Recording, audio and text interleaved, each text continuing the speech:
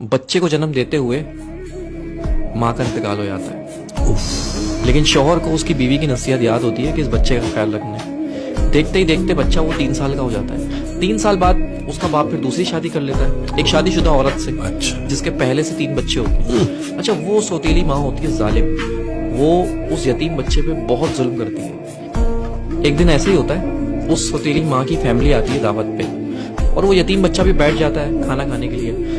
तो वो यतीम बच्चा चावल गिरा देता है, तो उसकी सौतेली माँ उसको उठाती है, उसको 2 थप्पड़ मारती है और फिर उसकी चावल की प्लेट के साथ उसको बालकनी में बिठा देती है, सर्दियों की रातों में शीशा बंद करके, अपने बच्चों से हटा के। अब शौहर ऑफिस से आता है तो वो कहती है कि आप बैठे, मैं आपको खाना लगा देती हूँ। तो शौहर कहता है, भाई वो मेरे बच्चे, हमारे बच्चे कैसे हैं? वो कहती है वो बच्चे सो गए। तो शौहर भी सो जाता है। जब शौहर सो जाता है तो उसकी बीवी ख्वाब में आती है और कहती है कि मेरे बच्चे का ख्याल रखो।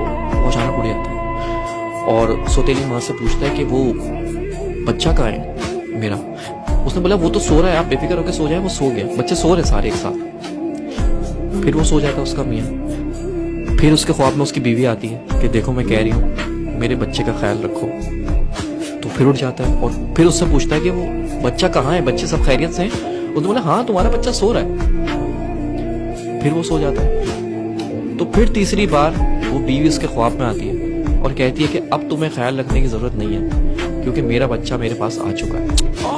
वो घबरा के उठता है और सौतेली माँ से पूछता है कि बच्चा कहाँ है मेरा? जाके देखता है कमरे में तो तीनों बच्चे सो रहे होते हैं, लेकिन वो बच्चा नहीं होता जो उसका सगा है। तो उसको फिर याद आता है उसकी माँ को कि मैंने तो उसको बालकनी में बंद कर दिया था बाहर। तो जैसे ही जाके वो बालकनी का शीशा खोलता है तो वो 3 साल का बच्चा चावल की प्लेट लेके और अपना मुंह घुटनों के अंदर दबा के बैठा हुआ होता है। जब बाप उसको जाके हिलाता है तो वो मर चुका होता है।